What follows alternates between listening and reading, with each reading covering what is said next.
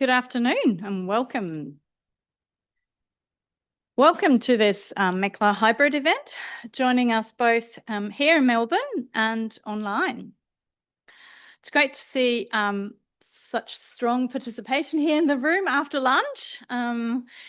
Thanks for showing up again, much appreciated. And I've seen that we have a large crowd joining us online as well. Thank you so much for taking the time to be part of this conversation today.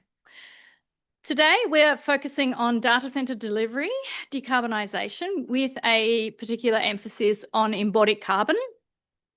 And with this event, we're also officially launching our MECLA DBI guide on this topic, which you can now find live on our websites. And to those of you in the room, I've put little cards on the table with a little QR code that will take you to our website.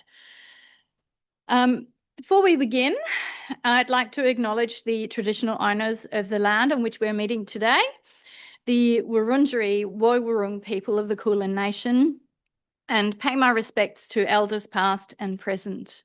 And I would also like to acknowledge the traditional custodians on the land you are joining us from online and recognise their continuing connection to land, waters and culture. My name is Kati Verheyen. I'm Principal Strategic Initiatives at Climate-KIC Australia, which alongside with WWF Australia and Precinct are managing the MECLA Secretariat. And it's in that capacity as Senior Project Manager of MECLA that I'll be hosting and moderating today. For those of you that are newer to MECLA, and a short look at the registration list suggests that that might be the case, MECLA is the Materials and Embodied Carbon Leaders Alliance, and we describe ourselves as a DOTAC, which we do quite intentionally.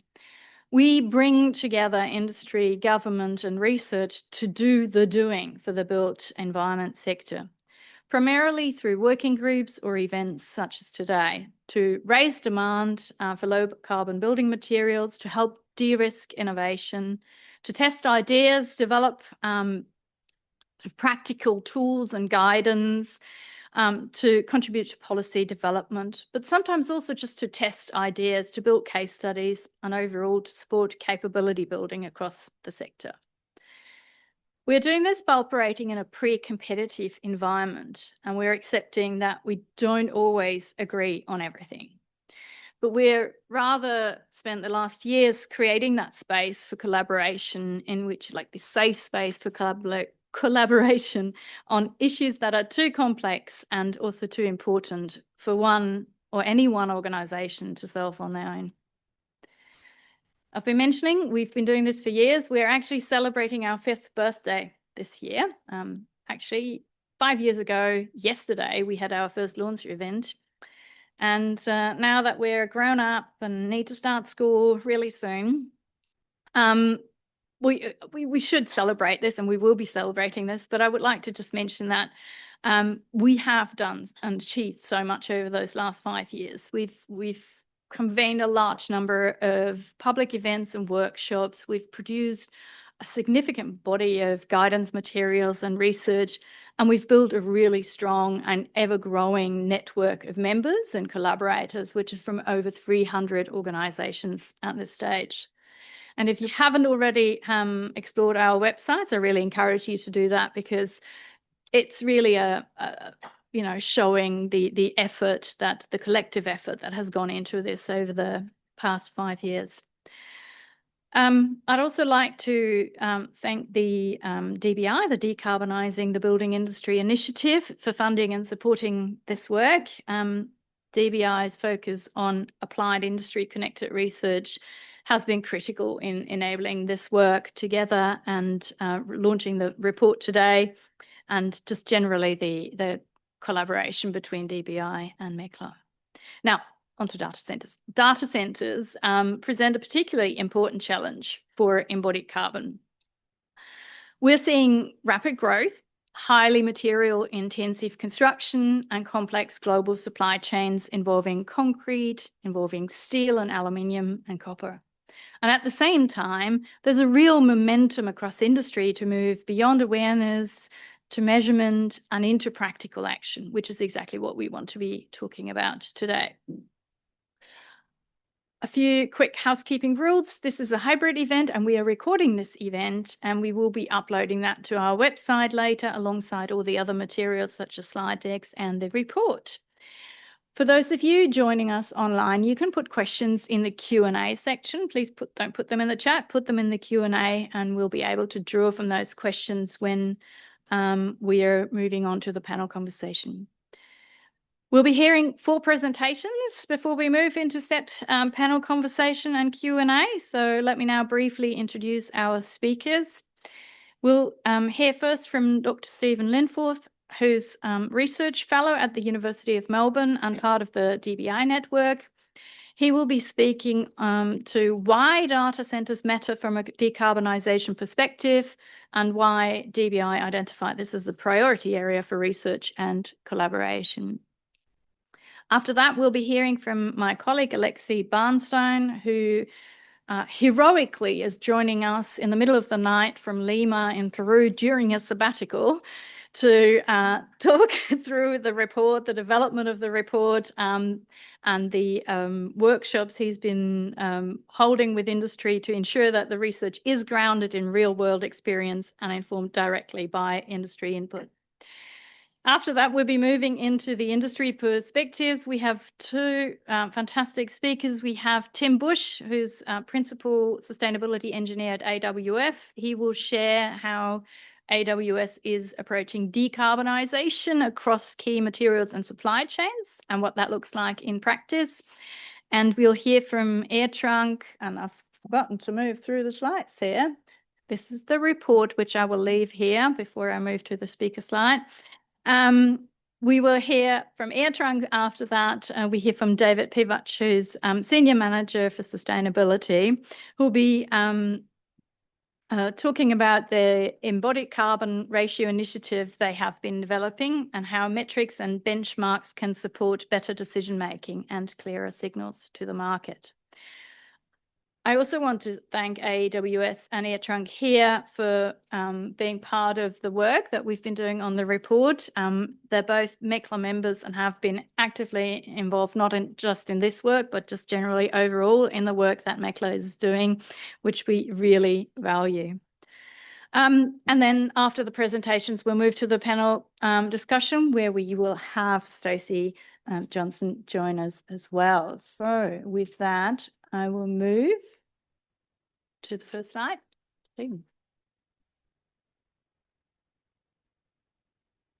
Thank you, Cardi, for the introduction and letting me set the scene about why data centre decarbonisation matters and in its context in the efforts to decarbonise the building industry.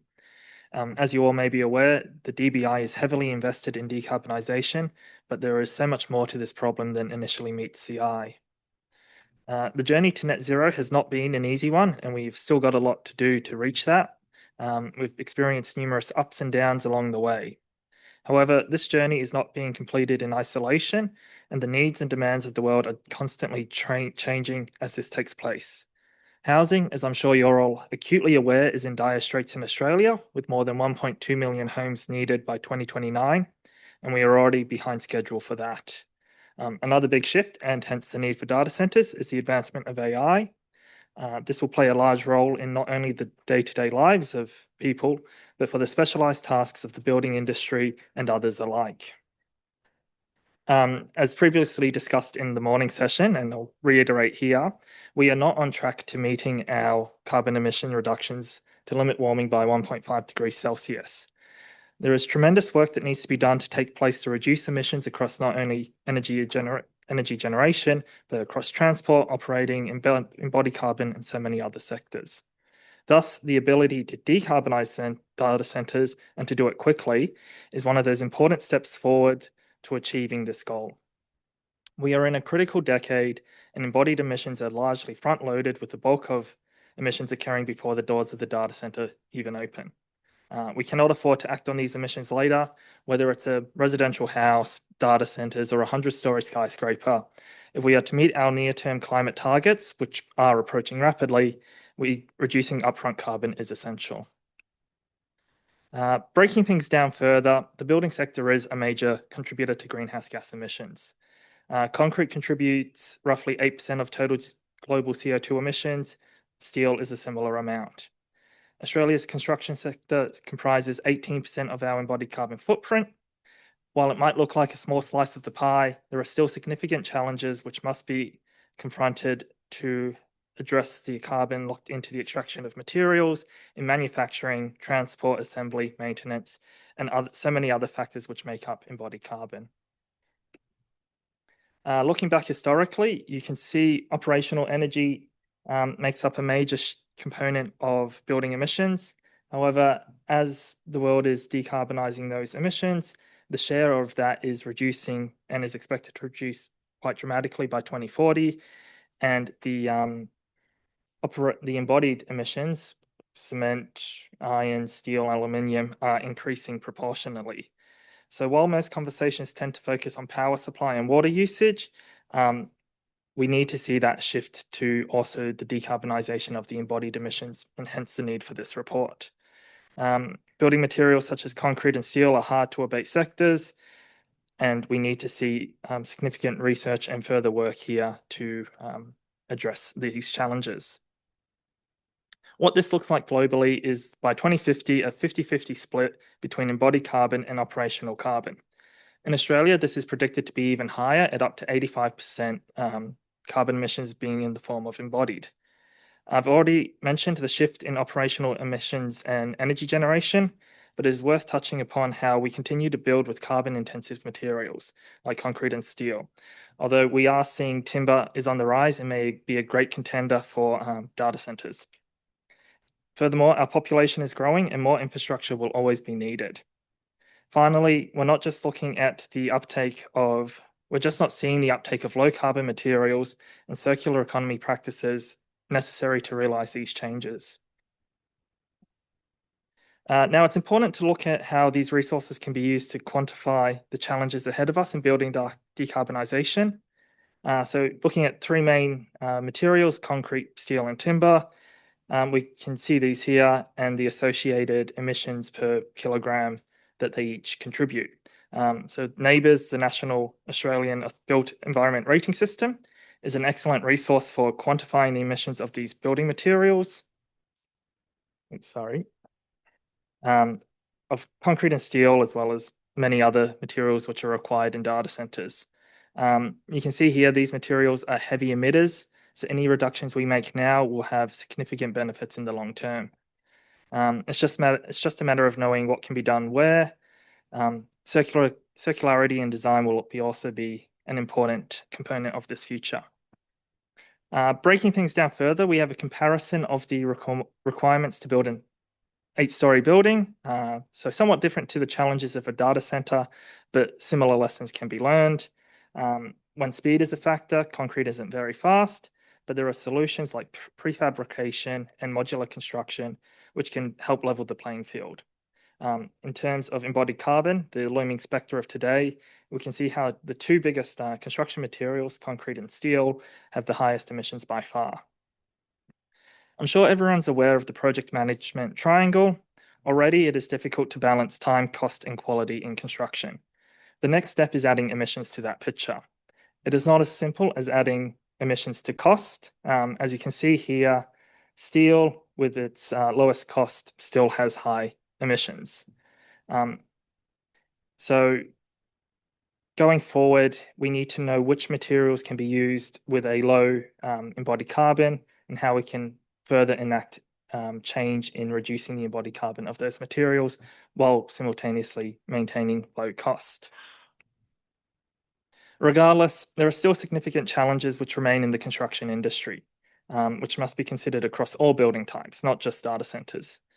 Naturally, AI in construction is one of those slow to adopt but eventual shifts which will take place, and once again, hence the need for data centres.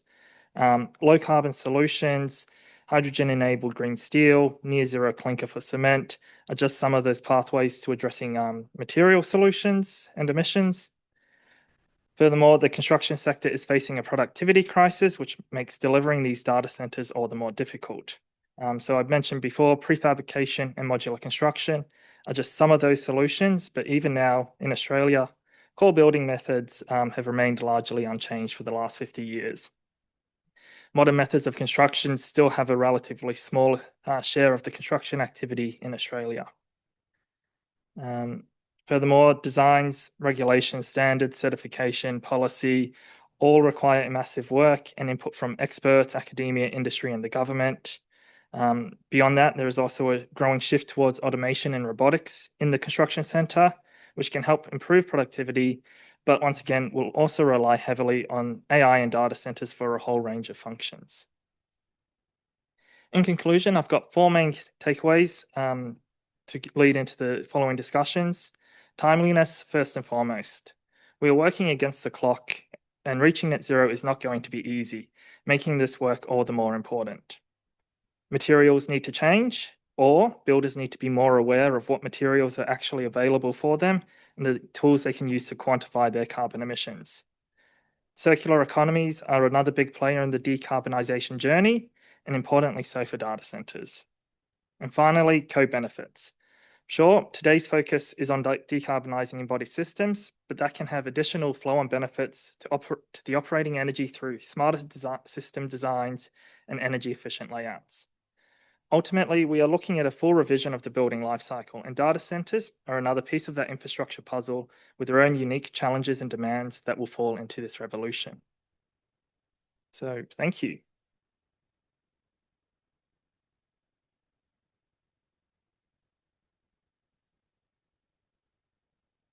Right.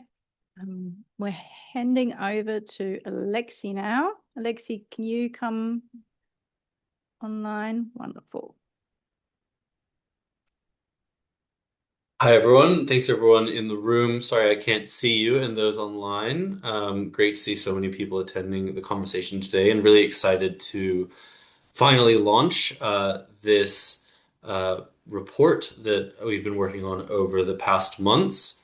Really excited to share with you today some of the basics that are covered off in it and the various things that are discussed. What I'll do is just give a bit of context around why now and what we're doing. With the report, the 3 key areas that it focuses on, and then some of the key recommendations. So to start off, why now? Why are we looking at data centers? As I'm sure many of you or most of you that are listening in today are aware, data center development and the market for data centers is growing at a rapid rate around the world. The projected growth of the market is estimated to be up to $3 trillion USD by 2029. And global cloud computing emissions now already exceed commercial aviation. And a lot of that is driven via the increased demand for AI workloads. Next slide, please. And why embodied carbon? Well, we already have metrics that look at power usage effectiveness and water usage effectiveness, or PUE and WE. And those are established sustainability metrics that have been adopted by data center developers and governments to understand the impact, efficiency, and sustainability of these assets. We think that now is a good time to start to bring embodied carbon into that equation as the third consideration when we talk sustainability and think about data centers. Compared to other building types, data centers have a high embodied carbon due to the MEP, or the mechanical, electrical, and plumbing, the structural requirements of the assets, and the IT infrastructure within them. And at present, about up to 95% of the whole of life carbon impact of a data center is still the energy consumption. But as Stephen highlighted in his presentation, as the grid decarbonizes, that equation starts to change. And we need to start looking at these other metrics for success, and embodied carbon ought to be one of them. Finally, mandatory reporting and scope 3 considerations are now emerging for corporates in this space, and so more questions and action is being taken when it comes to embodied carbon and decarbonizing these assets. Next slide. Big shout out to all of the MECLA members and the contributions that were made across the duration of the work that was done to get to where we are today. Particularly AirTrunk and AWS, who are presenting after me on some of the excellent work that they've been doing in this space. Without the input of all of our members, bringing together an industry report like this wouldn't be feasible. And of course, a big shout out to DBI and their support throughout this process. Next slide. So the journey that we've been on so far started with desktop research and stakeholder mapping. We then got together to run a series of targeted workshops, consulting industry experts in the space to build an understanding of what was being done, what the barriers are, and what actions could be taken in the future to ameliorate some of those challenges. We then had a feedback session with the general MECLA audience, and that brings us to where we are today, which is the final launch of the report. Next slide. Over 70 different industry professionals engaged us on the topic, and they came from many different parts of the data center equation, whether it was government, developers, project managers, suppliers, operators, or other. There were a lot of people that were giving us a lot of input that helped feed into what ended up being a rather long report. Next slide. The structure of the report is fairly simple, and there's three key focuses within it. And those are the mechanical, electrical, and plumbing embodied carbon considerations, the structure and substructure, and the computational infrastructure. And I'll contextualize computational infrastructure a little bit later on, as it's often considered a little bit separate to the other two when we talk about data center development. We then turn to looking at some of the measurement and Scope 3 accountability questions around the topic, the relationship that embodied carbon has with those other sustainability metrics, i.e. water and energy, and finally, a series of recommendations both for industry and government. Next slide. And where we arrived is sort of twofold. I think this is the first image that captures a big part of the work that was done. And this is looking at those strategies as well as the barriers and challenges to reducing the embodied carbon in those three key areas that we focus on within the data center, being the MEP, the structural components, and the computational infrastructure.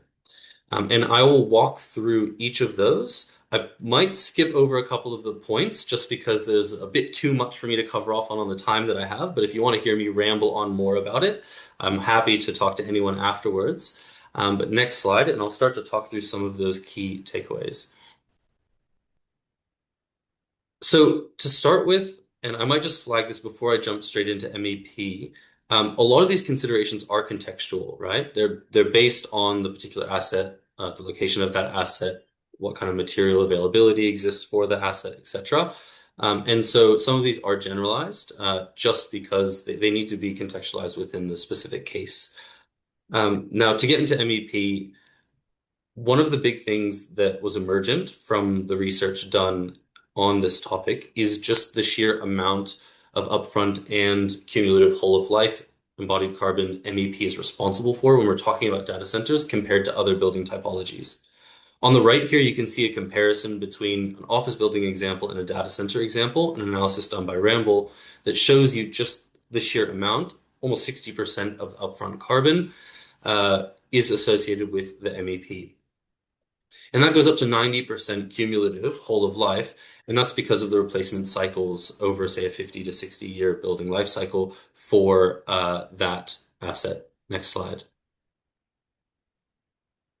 When it comes to strategies for reducing the embodied carbon in MEP, a number of different ones were emergent. Improving the PUE and increasing IT power utilization, practicing strategic minimization and avoiding overbuilding, raising the allowable data hall temperatures and humidity conditions, which essentially means that you need less cooling to occur, allowing you to install less HVAC, rationalizing redundancy power architectures and focusing on meeting customer needs, performance needs, incorporating air side economizers and free cooling modes, involving sustainability teams, procurement teams, and contractors early, and exploring the alternate low carbon materials, cooling strategies, and optimizing layouts. I'm sure that sounds very familiar for people who've been part of MECLA over this 5 years in other contexts as well. And finally, selecting SF6 free switchgear. And for that one, I just wanted to quickly flag that that's also a bit of a policy question. In the EU, we now have a mandate to move away from that technology, but the materials, the products are still available in the marketplace, and the economics still drive the uptake of those products in the Australian context. When it comes to challenges, there is a lack of product-specific data when it comes to MEP, and rapid advancements in MEP outpace the slow and expensive EPD or life cycle assessment processes that need to look at these complex global supply chains and provide accurate product-specific data for us to navigate this world. To further make this more difficult, there are also often bespoke project configurations specific to the development that's occurring. And so having a standardized data set can be difficult.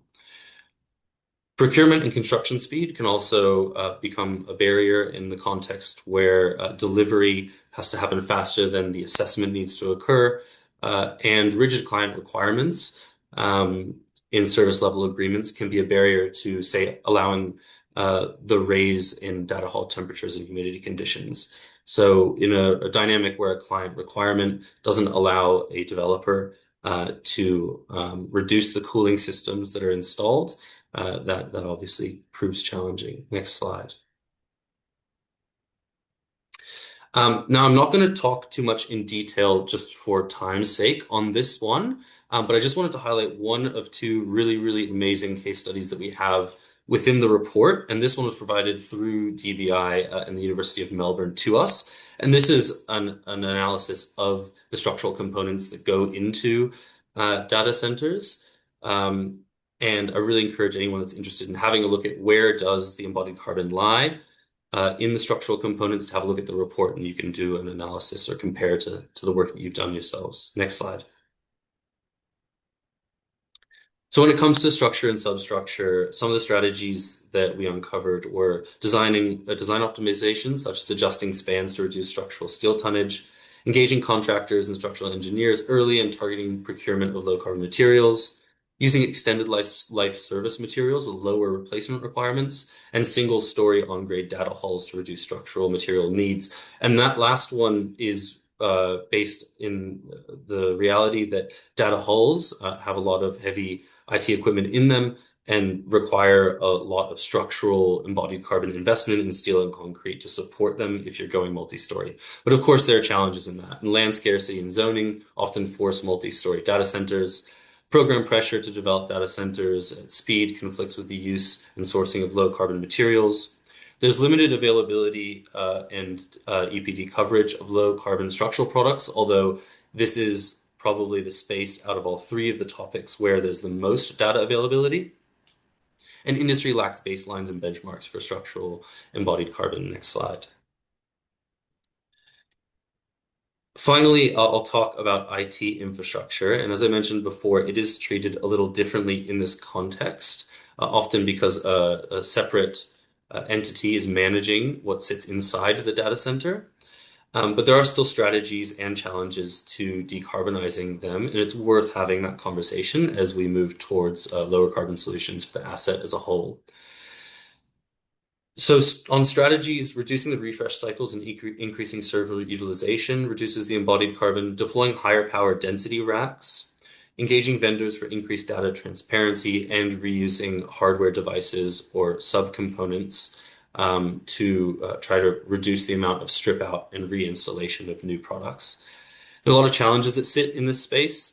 There's very limited transparency, benchmarks, or public data for embodied carbon and IT infrastructure, for servers, for storage, for networking equipment. They're really complicated supply chains, and AI chips are even more complex, using rare earth materials, high purity silicon, cobalt, and requiring additional lithography, etching, and packaging steps.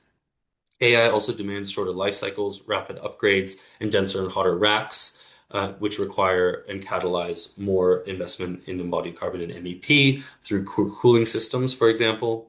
Computational infrastructure is often deployed or managed separately, as I had highlighted before. And there's a lack of a domestic e-waste recovery in Australia, as well as these decarbonization levers often require a 10 to 15 year systemic shift that's beyond the project control of any one entity delivering a data center to market. Next slide. Now I'll talk a little bit about measurement and disclosure. Collecting embodied carbon data requires disclosure from suppliers across the supply chain. That's a very familiar line for people in the MECLA world. And here it's no different. And this industry is another opportunity to drive that transparency and to get the data necessary for us to make informed decisions about how we can deliver lower carbon assets to the market. Many of the major players, including those who are going to present after me, are now engaged with their supply chains in various programs to access that data and to decarbonize what they are building. And in Australia, EPDs and PCFs, product carbon footprints, hardly exist for HVAC systems and complex components that sit in data centers. And that basically means that we have to operate in a world with imperfect data. You can see here at the bottom of this slide a data hierarchy that's being used by industry that preferences certain types of data availability when looking to procure across these different systems. Next slide, please. And there's two approaches currently in industry when it comes to how we look or frame the embodied carbon impact of data centers.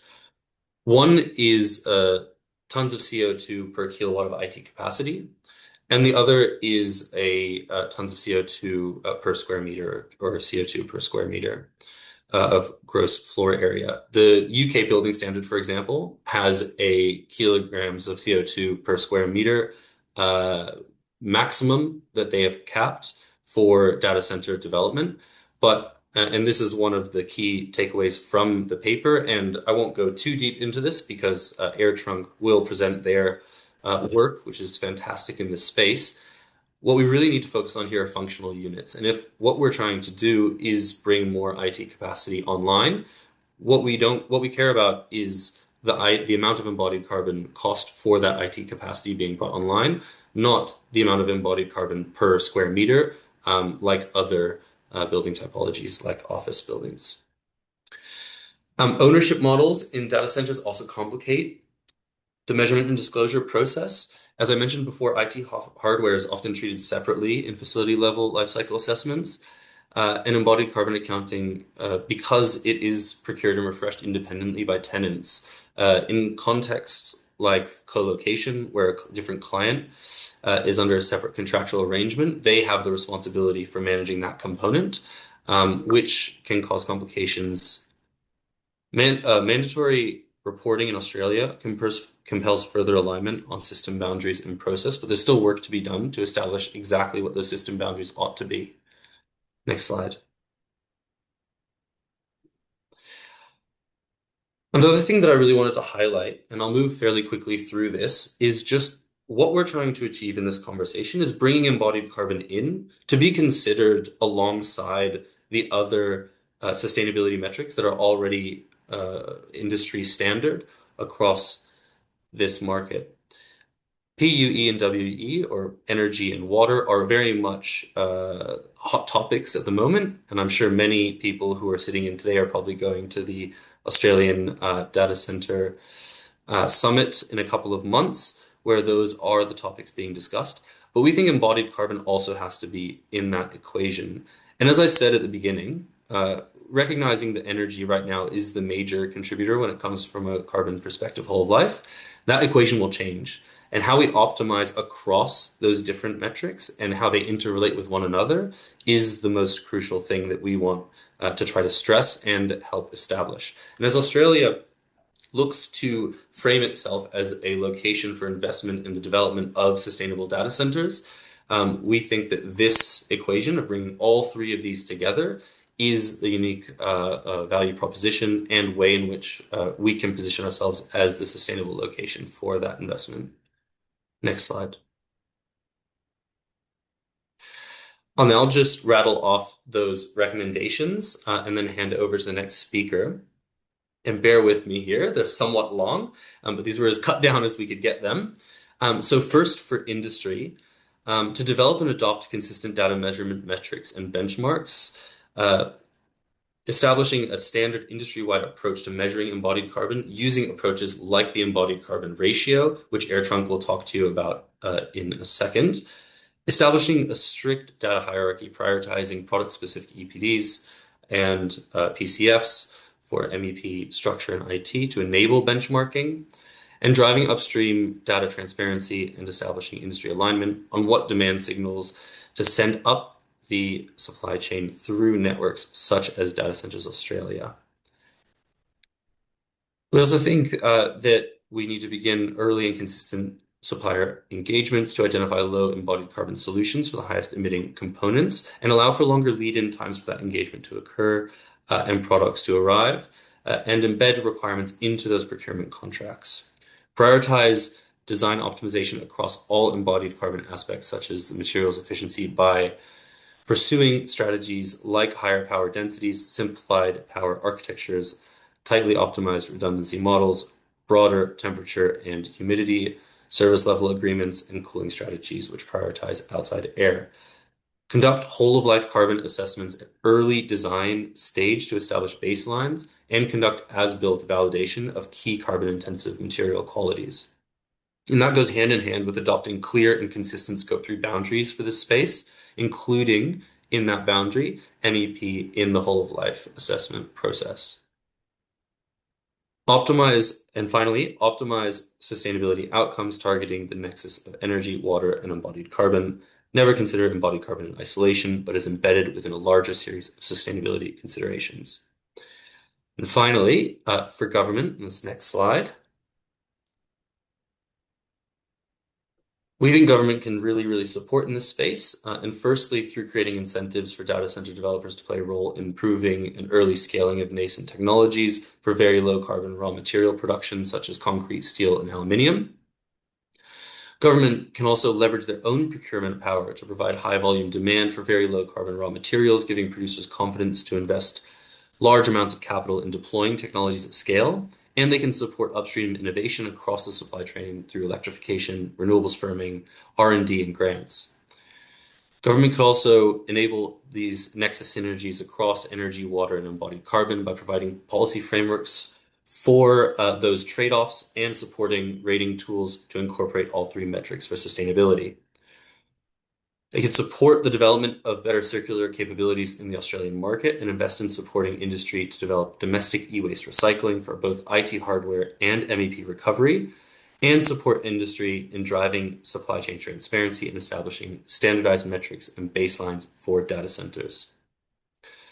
And with that, I will shut up and hand over to the next speaker. Yeah, thanks a lot to MECLA and DBI for putting on this event and for inviting me along to speak about this. I'm going to be talking about something that we introduced at AirTrunk last year, Embodied Carbon Ratio Initiative. The intent of this initiative is to help AirTrunk and the industry, ultimately, hopefully, decarbonize our embodied emissions. So without further ado, just a little bit about AirTrunk. AWS is very well known, obviously. AirTrunk is relatively new, founded in 2015 in Sydney. Robert Kundra built a 10 megawatt data center, SID1, which is now blown up to 130 megawatts. And now we have 1.2 gigawatts across 6 regions. Known as a hyperscale data center operator, developer, that obviously just means we're growing, building the biggest type of data center that you can, hence hyperscale. And we've been growing rapidly. We just announced this week that we acquired an Indian data center company, so we'll be growing there in addition to Saudi Arabia. So why does this all matter? We're growing tremendously fast. We need to deal with our emissions, our Scope 1, 2, and 3 emissions, and Scope 3 emissions, and that's what I've been employed to try and do. Net zero commitments are important. They're one of many we've got at AirTrunk. I think it's just good to highlight that there's a lot of synergy with other commitments and other issues. We have issues with water resilience and energy, biodiversity. So we've made commitments on those, but not going to talk about those today. It's going to be on net zero. And for net zero, we've made a commitment for scope 1 and 2 to be carbon neutral by 2030, and for progressive reductions in scope 3 using the Embodied Carbon Ratio initiative. So we set out in our sustainability report last year that we would be try and keep our portfolio emissions at 2.8 tons of carbon per kilowatt of IT. I'll go into a bit more detail about what that actually means in practice. Our emissions for last year were just shy of 1 million tons of CO2, comprising a very small amount from scope 1, which is largely refrigerant leakage and diesel used by the generators on site. Scope 2 from electricity generation, occupying around 1/3, and then the remainder being scope 3, around 2/3. And of the scope 3, the embodied emissions account for about 2/3 of that, which you can see on the screen falls within capital goods as part of the greenhouse gas protocol initiative.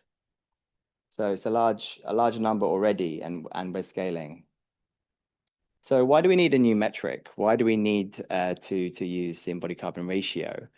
Well, we need a measurement that is normalized and decision relevant for what we're doing. We want to be able to affect change early, so we need to be able to set targets early. As we're growing, we need to be able to do this early as possible. So once we've built our data centers, the carbon's locked in. We can't remove it. So it's important to have a tool that enables us to affect change early on.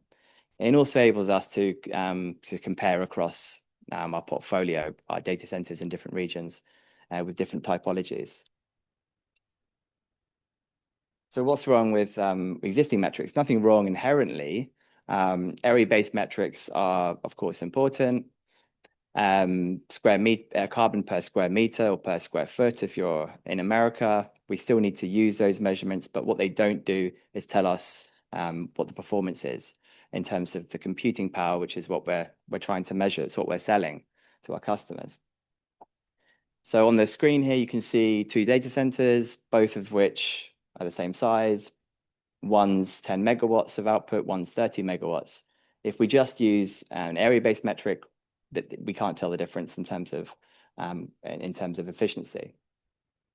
So likewise for total carbon emissions, we do also need to record this for compliance purposes, but it doesn't tell us about efficiency either. Bigger is always going to look worse. There's no link to compute, and you can't compare efficiency. So that's why we use the embodied carbon ratio. So it simply normalizes carbon by IT capacity in terms of compute. What does it reveal? It reveals carbon per compute, the design efficiency of our data centers, the advantage of densifying your halls and your campuses. It's useful to enable us to compare across our portfolio and across our shells as well. It aligns with our customer demand. They're buying computing power. They're not buying meters squared. Most customers don't really care how big the data center is. They prefer it to be smaller, easier to manage, and it supports early design decisions. We'll go into a bit more detail about that.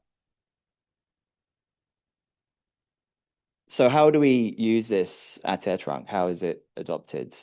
So we set our ECR target. It's actually, I think, hidden for those online in the corner there, 2.8 tons of CO2 per kilowatt of IT.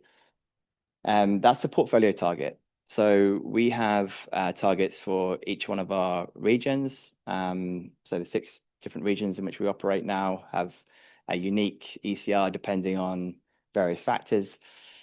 We set that at 10%. It's locked in by 30%. And then we employ carbon consultants to come in and undertake LCAs for us.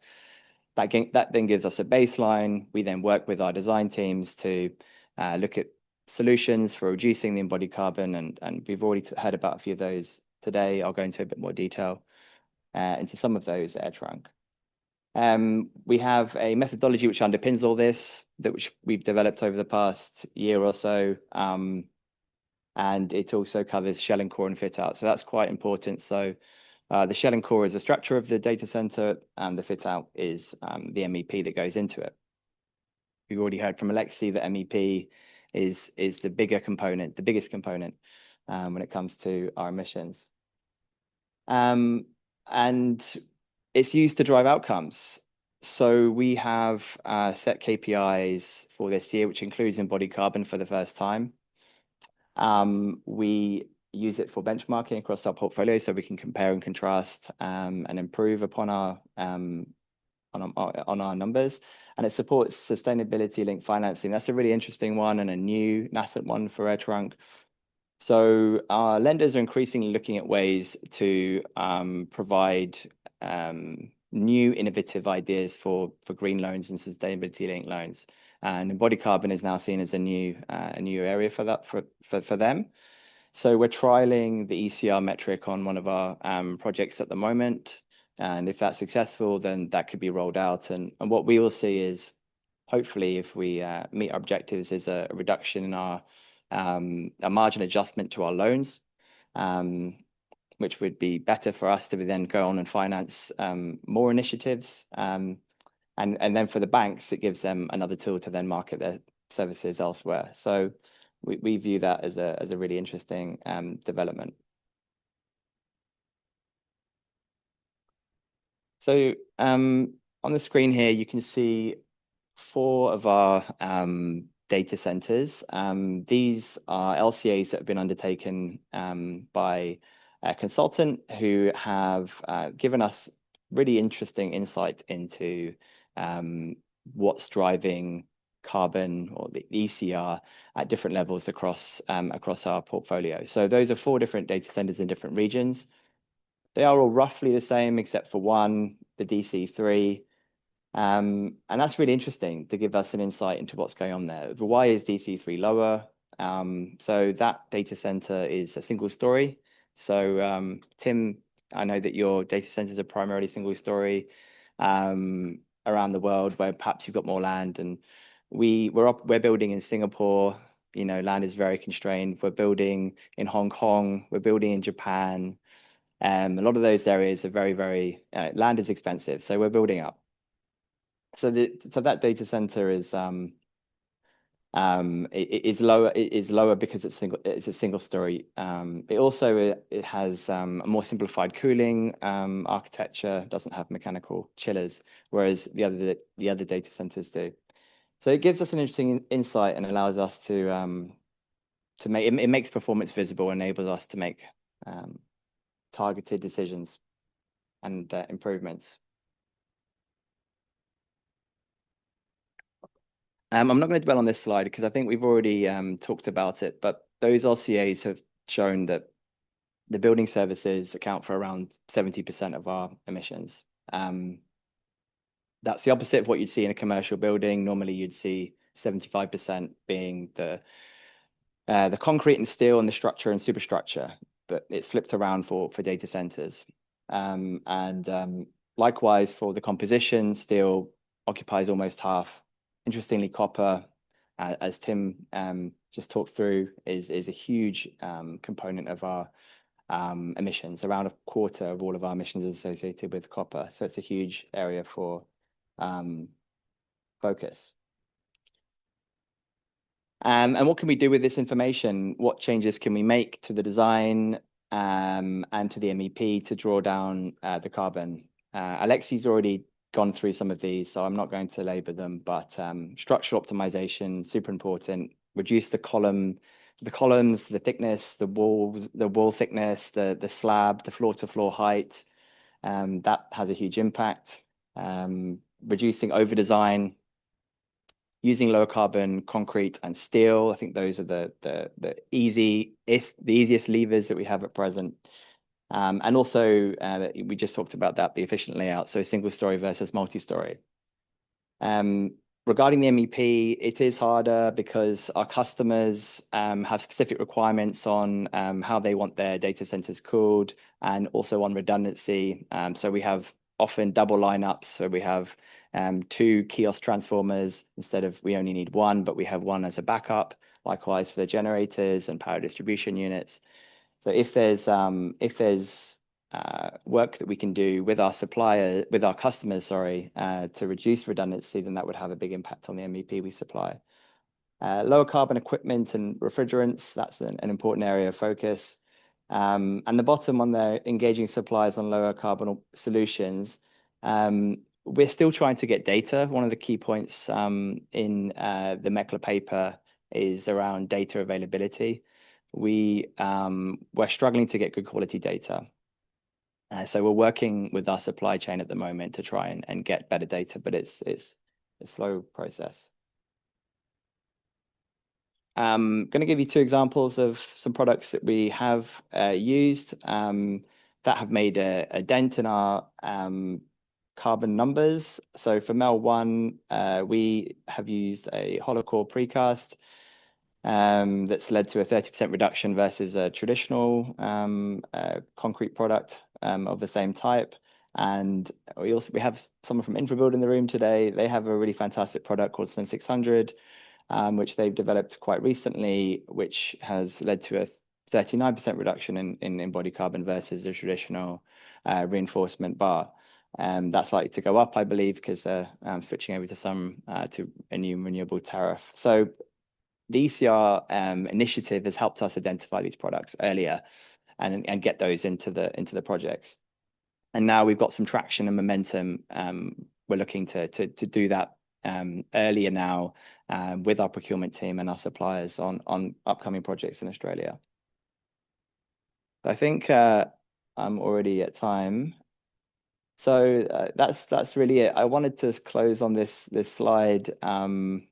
I don't know if there's any other industry partners in the room or online, but using this metric has enabled us to get better insight, to make decisions earlier, and to enable us to compare across our portfolio. We would like to see this adopted for more transparency in the industry, and together we are more powerful. Yes, so thanks a lot, guys. Appreciate it.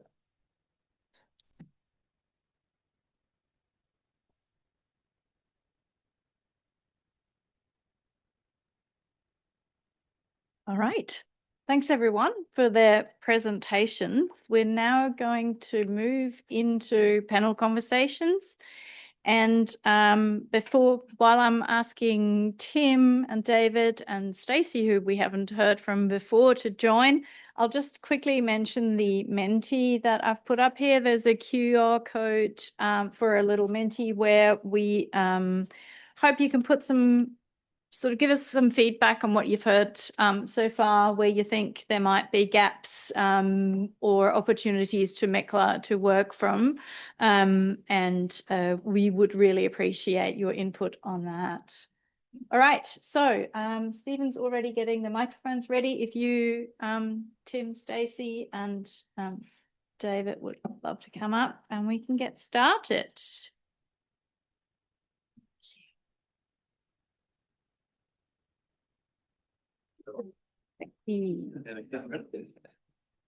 I had a very quick look at the chat and it seems to be going gangbusters. Absolutely close to 100 messages, and also the Q&A. There are more questions than I have ever seen in any of our online events before.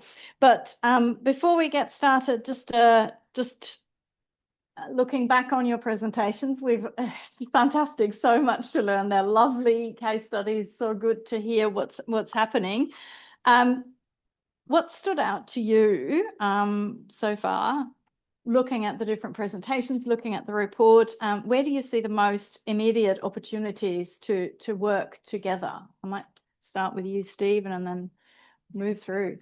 Is this working? Right, that. All right, no. I think that one's good. You might all need to just have the red button. I think really important was the data on the decarbonized products, concrete, steel, all of that. Making sure. Let's just use hers. Just the one? All right, stick to one, Mike. Yeah, so the data for decarbonised products, concrete, steel, all of that, to make sure people are aware of what's available and can actually quantify their emissions.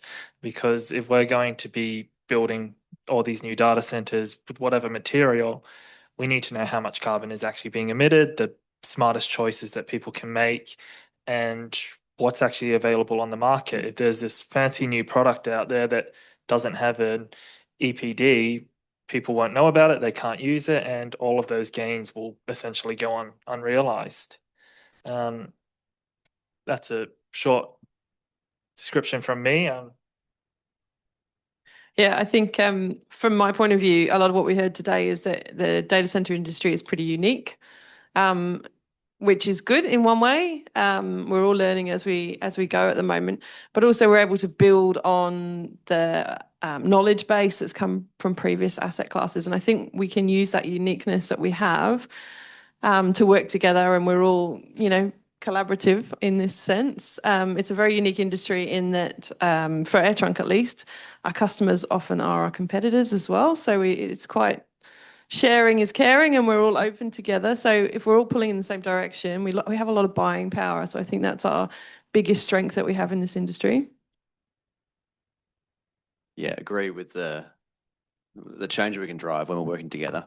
I think what's really needed from my point of view is a degree of alignment on what we're trying to achieve by 2040, the sorts of materials we want to buy, the sorts of data we want to have available, and start signaling that to the industry early, because some of these technologies have a really long road to go on before they're ready at a global scale and before they're deployed in Australia and the rest of Asia. So yeah, getting a degree of alignment, I think, is really important.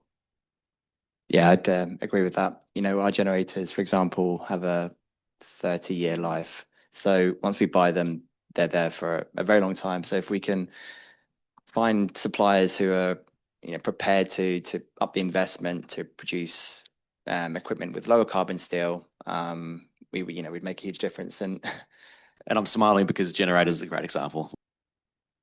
All right, Lexi. Always hard to go last on this type of question. Yeah, I mean, obviously, I agree with everything that's been said prior, and I also think that the unique position that this market is in, with the just immense amount of growth that's occurring within it, to drive outcomes in maybe areas of the building sector that aren't the top priority for other parts of the marketplace when it comes to, say, MEP. I think is a really prime example. That can sometimes fall by the wayside when we're talking about office buildings because it just doesn't make us up as much a portion. But this is a really unique opportunity for the data center industry to contribute to driving those outcomes that have a sort of knock-on effect for all of the building industry. Yeah, fantastic. Yeah, I'm very heartened to hear this. This is like the words I picked up. They're the words that come up in MECLA conversations all the time. The focus on the datas. I mean, datas is the events and the work that is driving a lot of people to join MECLA. And having had a look at the chat, there was a recent Spotlight event on just the EPDs and PCFs and all of that, so that you can look up the collaboration. We're all in this together. We need to collaborate. We need to work together to overcome the issues that we have, and that alignment, which I love really hearing about. Declare definitions. I'll move into a little bit of supply chains. They come up repeatedly here. They come up as opportunities. They come up as constraints. When we're thinking about them, where do large clients and platforms genuinely have leverage here today, and where is that much harder than we expect? Probably. I can jump in first if you want. I think Tim's already spoken to it a lot. The opportunities we have for key materials. So we can work really right back at the start of the supply chain to influence those materials. The other opportunity from my point of view is that we buy big. So when we buy something, we're buying a lot of it at once. And so for us to work with our supply chain, that's very encouraging to be able to say that we're going to place these huge orders. This is the specification we need. So we do have that buying power. And I think It also means because we buy big, we work very, very closely with our suppliers. So it's not like a commercial building where we're buying different bits of kit off the shelf. We're working consistently year on year with the same suppliers. And so that really affords us that opportunity to open up those conversations early and get the design decisions made way before we actually need to purchase. Yeah. Yeah. Totally agree with all of that. I suppose just to make everyone else realize that it's not an easy job to do. It's also an incredibly constrained market. Like there is so much data center capacity being built around the world that a supplier that we push too hard on can easily say, no, we don't need you. Even AWS's scale, they've got others that will buy what they're selling. So yeah, we have to play our hand carefully, as you know, we all do. Yeah, fantastic. All right, let's move to MEP systems. We've talked about this. We've heard about this in the report a lot. It's a major contributor. What levers are actually available right now to reduce embodied carbon there in that space through MEP design, maybe through specifications? Are there? Yeah, I briefly touched on redundancy. So it's a difficult one because we are somewhat agnostic when we build our data centers. We build them for, you know, numerous customers who have different requirements. So we are locked in to a certain extent. But there is, I think, some work that still can be done on redundancy, on the electrical architecture, on the cooling requirements. That needs to be done early at the product stage to enable us to then go out and build a more efficient data center. But yeah, I think perhaps Tim, as a customer of ours. Yeah, so Alexi makes the point really clearly in the report, but just to explain to people that haven't had a chance to read it yet, there's a difference in this market between hyperscalers like AWS, who install the IT equipment in co-location data centers, but we also build our own data centers. Whereas for an air trunk, they're building a building like a base building landlord would in commercial property, and then someone else like us is moving in as the tenant. It means that when we're building our own data centers, we have complete control over the full stack, right back to the design of the chips, all the way through the operations.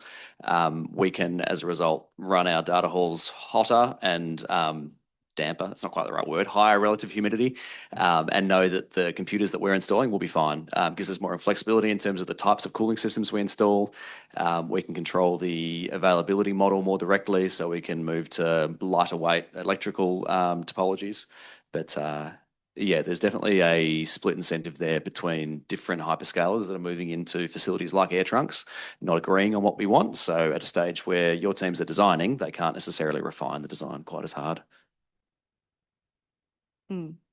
I think there was a question in the Q&A around are there IT suppliers that are moving into this space to create IT software, that is hardware products that create less heat? Is there a big market developing there, or is that something that really needs additional pushing through demand?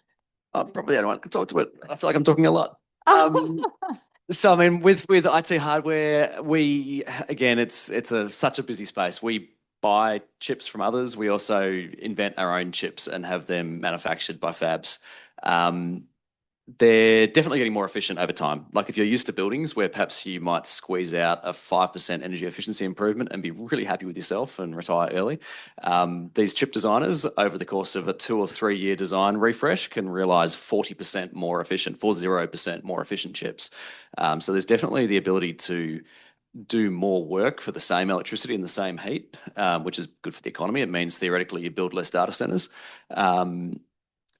But yeah, the way the industry is moving, particularly in terms of GPU usage for machine learning and AI training, at some point, those chips are just getting bigger and hotter and requiring more electricity to power and different cooling systems to remove the heat, like big copper cold plates that sit on the chips, remove the heat via liquid and distribute it to a central cooling loop.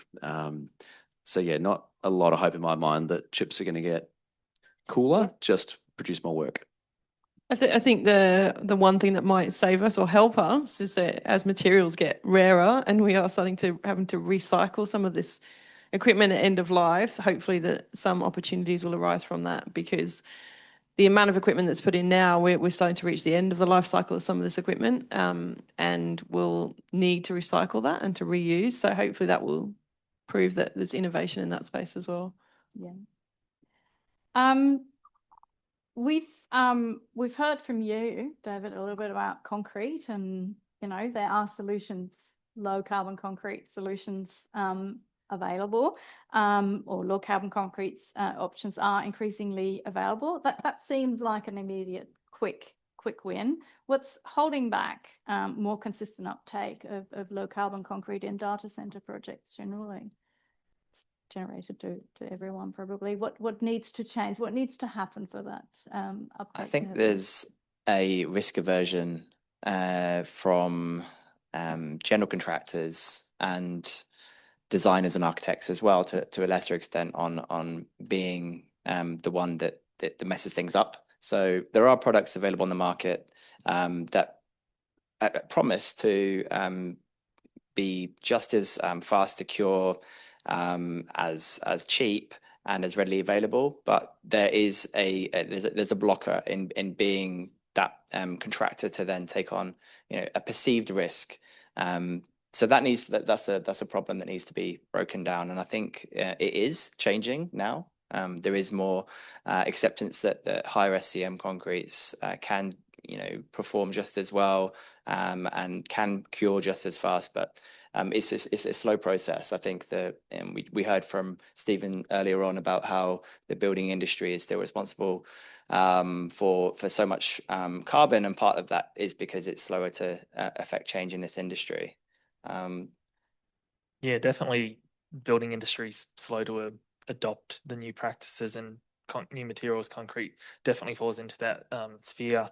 But just even like the research that we've been doing with DBI, with partners like Spark Projects, when is that actually reaching the industry partners and hitting the market? There's definitely a slow uptake of that research, awareness of that research, actual questions being asked by specific partners, because the work we've been doing with Spark Projects is predominantly for residential housing. It's not going to be applicable for data centers if they've got heavier infrastructure loads, require higher strengths. So as in that same sphere, the specific questions need to come from industry about what type of concrete we can work towards in the research sphere to develop low carbon solutions. Yeah, I think we're at a point in our maturity, and I think you said we need to be on a war footing or something earlier, right, in terms of the speed we're delivering with. I mean, as Abdullah was talking earlier, I was texting a precaster a couple of photos of his slides, and he's desperate to talk about basalt fibers and graphene nanopowders and see how he can work that into his facility. So I think the willingness is there. The caution I suppose I provide is that the low carbon products that are out there at the moment, like if we go to a Holcim or an Adbri or anyone else, a Barrow Group, the mixes we can buy off the shelf today at volume that are ready and certified to all the relevant Australian standards and guaranteed to work are using a lot of slag that's imported from overseas and a lot of fly ash.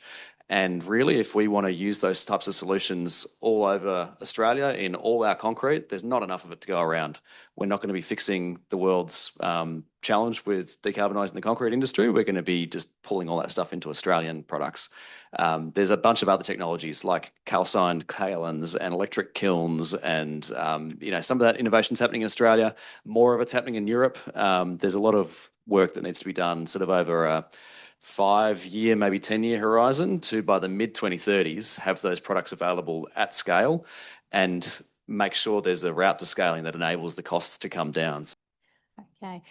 Just in interest of time, we won't be getting to all the questions in the Q&A, and I can see there are questions coming. We will take the effort and get back to you on those questions where we don't get to them. But I would like to move on from there.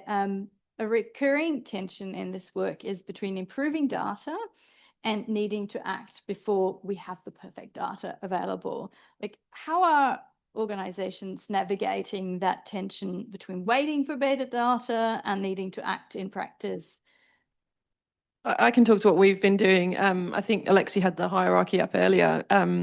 we ask that of our suppliers. So gold standard for us is EPDs. That's what we're looking for. And then we have that hierarchy below that. But I think the way we view it is if we don't have an EPD and we do get a TM65, the alternative we would be using if we didn't have that TM65 would be a European average data set value, which is completely not appropriate for us. So we're happy to accept good and not perfect when it comes to EPDs or data in that respect at the moment, because it allows us to build our knowledge base from something that is starting from scratch, essentially, because we don't have any data or very limited data on what we need product-wise. So from our point of view, we're happy to relax the perfect on that and get what we can to just hopefully improve some of the quality of what we're getting long-term. Yeah, look, differs in different teams around AWS and Amazon. Like, we obviously have a need to have enough accurate data in the big areas to be able to disclose to investors and regulators and customers the emissions associated with our business. But in data center construction, MEP systems, the steel, the concrete, the aluminium, and the copper, we internally have what we call a tenant, which is that data is for direction. We don't want to be held up for 5 years waiting to get accurate data. If we know what we should be asking for in our specifications and know what solutions we want industry to be coming up with, then we try and get ahead of having perfect data and act. Yeah. So I'll move quickly to the chat because there have been so many questions. There are quite a few questions around circularity. I can see one here. Are we seeing any movements towards circularity in this space, or not just for the data centers themselves? I've seen questions around, can we reuse other buildings for data centers? Can we go underground? Are we solving any issues there? Can we extend life scales? Any it's on that? It's a really good question, and I don't think we're doing enough yet to address that because we're in the the early stages of this industry. That being said, we are looking into end of life for certain components, and certainly batteries, and finding recyclers locally that will take tons and tons of lead acid batteries locally in Sydney anyway. When it comes to building reuse, we would like to do that. And in Melbourne, Mel 1, we did use the first shell was an old warehouse, which was repurposed, and that's a single story data hall now, or several data halls. The rest of the campus has developed and is bigger. In Hong Kong, that's also a reused warehouse or commercial building. So where we can, we will do that, but it's not always practical. And as we grow, we do need bigger sites. So we are finding ourselves having to build new buildings. I'm pretty sure that's the case for AWS. Yeah, look, at the scale we operate at, reuse of existing buildings is really hard to do. We have some older data centers in our fleet that we're retrofitting heavily to reuse our own assets. But data centers, I suppose, one thing, they have very high floor loadings because these IT racks can be 3 tons, 4 tons each. The floors are designed for typically 18 to 20 kilopascals, which is a lot higher than most building classes. So yeah, perhaps a single story structure might be suitable. It depends on the cooling solution you're using as well. An existing building is not necessarily easier for us because we might want to blow holes in the facade and put in big banks of facade louvers to pull through outside air and run economy cycles. They also need to be very high floor-to-floor heights by the time you allow for like the racks themselves that are higher than people, and then the racking system above it supporting cables and power and comms. The ability to recover hot air from behind the servers and channel it up over a ceiling. The floor-to-floor heights can be closer to 9-10 meters rather than the 4 meters that are more typical in other building classes. So yeah, very difficult. Underground, no, don't do it. Data centers have extraordinarily high internal loads, and all you'd be doing is making it harder to reject the heat. The earth around you would warm up and become a thermal battery radiating back. All right. I've noticed we're now long over time. And barely any questions got answered. I'm really sorry. We will make that happen. Fantastic conversations today. Clearly, there's too much to talk about to handle it in 1.5 hour long meeting. Before we wrap up, can you each give me 1 or 2 sentences as a closing? Like, if we were meeting again in a year, I've got here, Where would you like to see the first steps have been taken? Where would we have shifted and made first steps, and how can MECLA help with that potentially? Essentially, with the whole talk about embodied carbon today, I love that this is a discussion about embodied carbon. So often I hear just the operational and water usage. So I want to see more of a narrative shift to that sphere. I've met other people outside of the working in this area who just only consider operational. So more conversations like this in the future would be fantastic. Yeah, I think I could build on that really. I was going to say a similar thing. We're very topical at the moment. You can't open a newspaper or go online without reading about data centers at the moment. So that's an opportunity in my mind to shout loudly about all the good things that we're doing, but also get that collective bargaining and work together. So I feel like if in 12 months' time, this conversation means that some of this language we're using today is commonplace and everyone's talking about it, then we would have started the journey at least. And hopefully we can start to build on that. Yeah, somewhat similarly, Amazon has this concept of problem solving called working backwards, where it requires that you have a really clear vision of where you're trying to get. And at the moment, I think the overall industry, when it comes to copper, aluminium, steel, concrete, that's a very hazy view of where we want to be by 2040. I'd like to get to a point where us and other developers that we work with and the ones that we don't work with all have a degree of alignment in what we're expecting of raw material producers over the next 15 years and be clearly sending that demand signal to them. I'd just like to see this this spread around the world, because I'm talking to GCs and design teams in Singapore and Malaysia, in Japan. You know, we're going to be building in Saudi Arabia this year or next year. We've just acquired an Indian company. Australia is by far ahead of all of those other places, and MECLA is a pretty unique organization. So I would like to see the message spread, globally, and I'm willing to help do that and certainly spread this report around the air trunk world. So I'd love for this to expand beyond this island. Yeah, that would be wonderful. Alexei, do you have a few thoughts as well? I think again, everything that everyone said, very aligned. I would say standard metrics being adopted globally, standard scopes for reporting, and I really liked what Stacey said around collective bargaining. I think establishing a collective understanding of the types of demand signals we're trying to send to drive those outcomes and collaborating together within industry to achieve those, that would be fantastic. And of course, what David said, this report becomes one of the most famous things, in the world, and it wins a Nobel Prize or something like that. That'd be nice as well. At least in Australia and Peru. Yes. All right. Well, thank you so much for being part of the report, for helping bring this together, for being here today, to talking to us all. And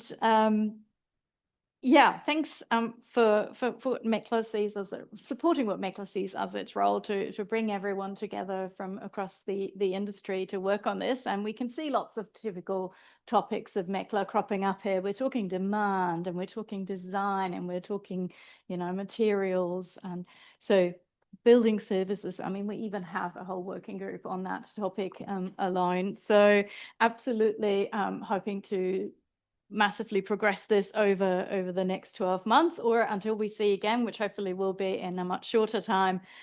Before we close, a couple of words. I did mention this was recorded. We'll be putting that up on the website, and hopefully you've seen the Menti, and you can provide some input, which we can also use to look at what next steps might be. We will be looking at the questions that have been unanswered, and get back to you on those. If you're interested to be part of those next steps, you can go to our website and learn how to become a member, or just sign up to an onboarding meeting where we can talk you through the process. And you can see on our website also upcoming events we have. We have a range of events coming up, and because of the time, I won't talk you through all of those. Thanks everyone for making this possible today. Thanks DBI for allowing this, and thanks to all my MECLA colleagues who are working tirelessly behind the screen here. Alexi, my colleagues Monica and Hudson, and my colleagues Emily and Amy, who have been helping out today. Thank you everyone. Bye.